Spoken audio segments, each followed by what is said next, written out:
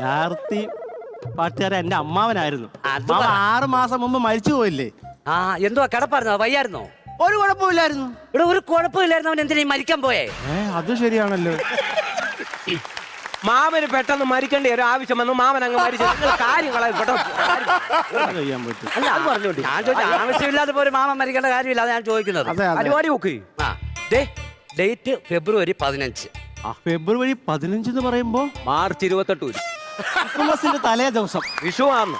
അപ്പൊ നൂറിന്റെ അന്ന് പ്രോഗ്രാം ഓക്കെ ആയി. അപ്പൊ നീ എഴുതി വെക്ക്, ഓണത്തിനും പരിപാടി ബുക്കിംഗ് ആണ്. അതൊന്ന് കുറിച്ചേ.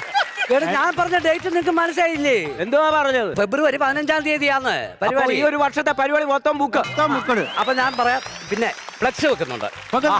ഫ്ലെക്സ് വെക്കുന്നുണ്ടെങ്കിലേ ആ കൊട്ടുന്നവന്റെ കൈ മാത്രം വെച്ചാൽ മതി. എന്നിട്ട് എന്റെ മെയിൻ തല. അപ്പൊ അവന്റെ കൈയും ഇവിടെ വരുമ്പോ മീൻ തലേ. മീൻ തലയല്ല,